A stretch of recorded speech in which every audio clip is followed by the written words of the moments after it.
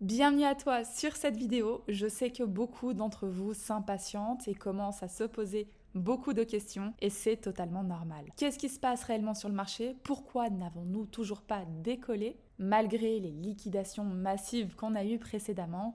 Je vais pouvoir te partager les éléments que je surveille de près, pourquoi la construction du bottom prend du temps et ce qui pourrait, selon moi, vraiment déclencher le décollage. On regarde ça ensemble tout de suite.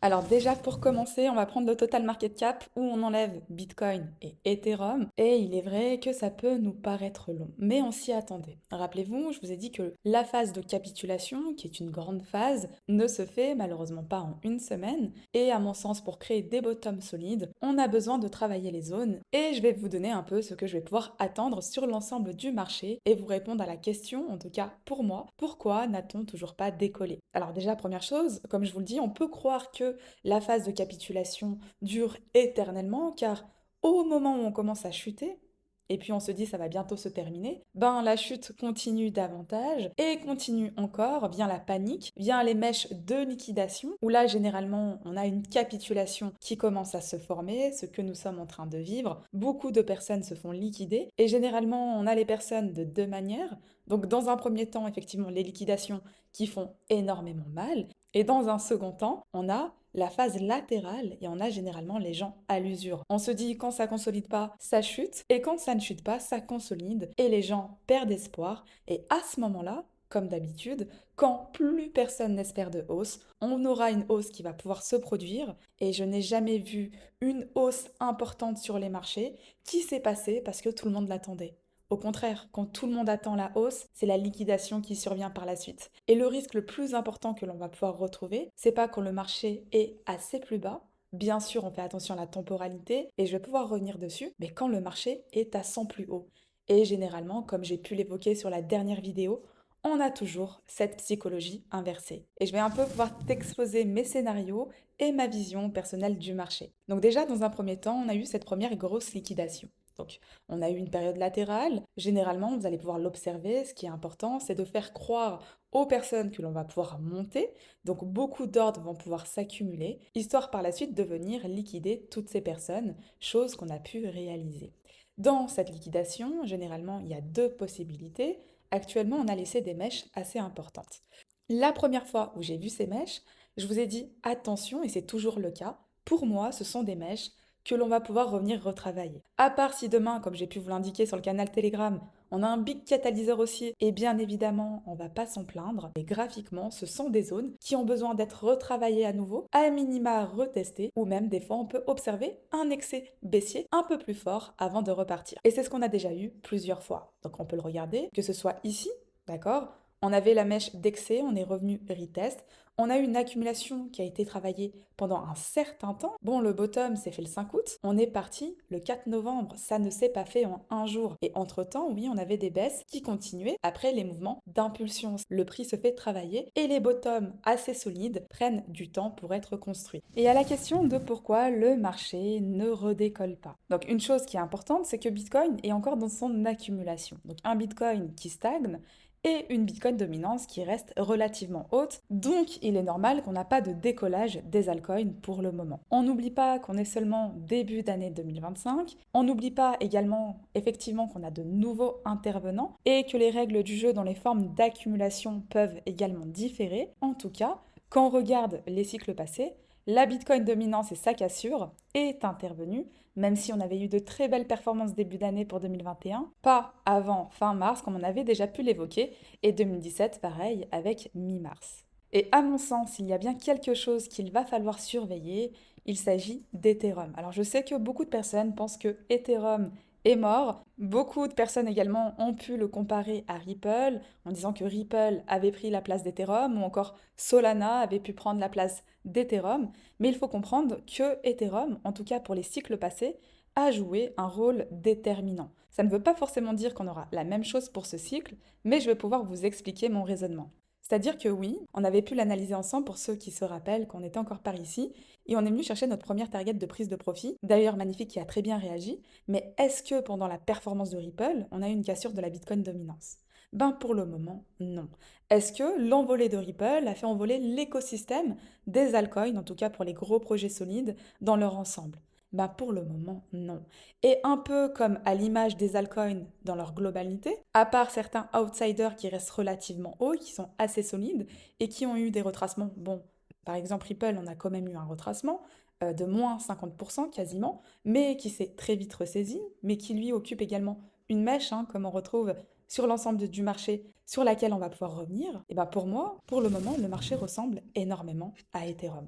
Et comme Ethereum n'a pas démarré son cycle haussier, et toujours en accumulation, on a énormément de haltes sur cette disposition. Aujourd'hui, on vit un cycle différent dans le sens où, à l'époque, on n'avait pas les big institutions, ok, sur le marché. Aujourd'hui, on a des manipulations qui sont différentes et des accumulations, à mon sens, qui prennent plus de temps pour permettre aux institutions de placer leurs ordres. Et pour moi, cela peut bien évidemment entraîner de grosses liquidations, mais également garder des prix bas pour permettre cette accumulation.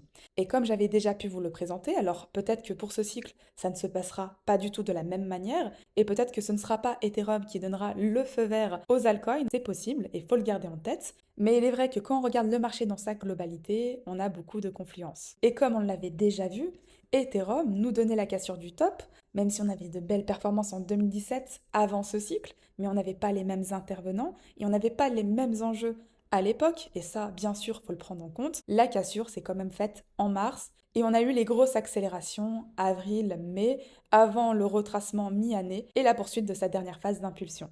Et comme on l'avait déjà vu, en 2021, on avait eu une performance qui était énorme, et c'est pour ça que l'on compare beaucoup Ethereum au cycle précédent, où il nous avait habitués à des performances incroyables, mais il est vrai que la cassure du top était intervenue.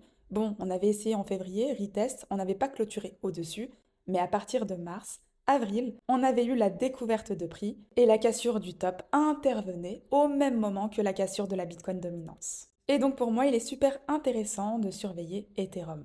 Et là, ce qui va être important d'analyser, vous le savez, je regarde le marché dans son ensemble. C'est-à-dire que je ne vais pas regarder Ethereum seulement. Je vais regarder Bitcoin.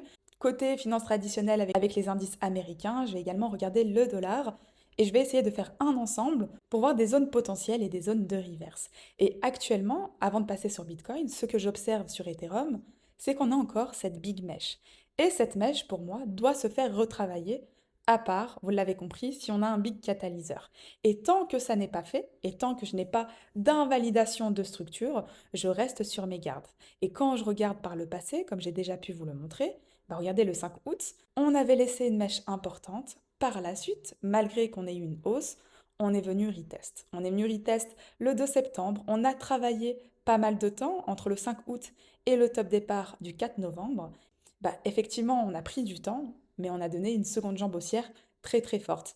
Et une jambe haussière hebdomadaire a remballé toutes les semaines de consolidation. Si on regarde les cycles précédents, ben, les mèches, à chaque fois, on est revenu les retest. Et c'est ce qui m'indique que graphiquement, à partir d'un catalyseur, pour moi, ce sont des mèches qui vont être travaillées à nouveau et on aura ça sur l'ensemble potentiellement des altcoins pour avoir des retests importants. Et quand on regarde de plus près à quoi on pourrait s'attendre sur Ethereum, pour moi il y a deux possibilités. Bon, si j'enlève le catalyseur qui nous donnerait une grosse impulsion, bah pour moi c'est de revenir retravailler ces zones. Si on se met en 4 heures, on va regarder de plus près, de revenir recombler le niveau aux alentours des 2300 $, bien qu'on puisse avoir des mouvements haussiers entre-temps, voir si on a un excès beaucoup plus fort, je garde en tête la possibilité, regardez ici, je vous l'avais déjà évoqué il y a plusieurs mois, mais on n'était jamais revenu.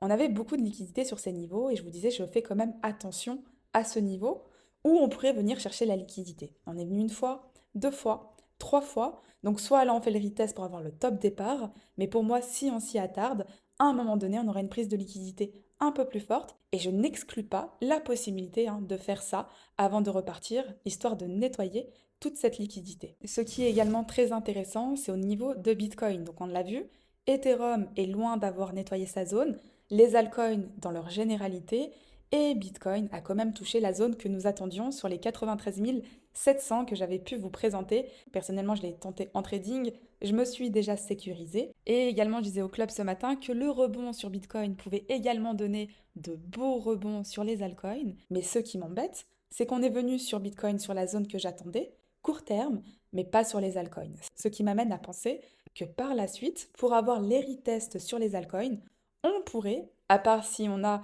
une structure qui se fait renverser, comme vous l'avez compris, hein, tant qu'on n'a pas cassé ces zones, j'attendrai une prise de liquidité de tous ces niveaux qui peut être assez violente et qui par la suite nous conduirait à un retest sur l'ensemble des altcoins. Et quand on regarde côté altcoin, bon bah rapidement, ça va vous parler, je pense. Dernière grosse capitulation sur Tao. Comment ça s'est passé?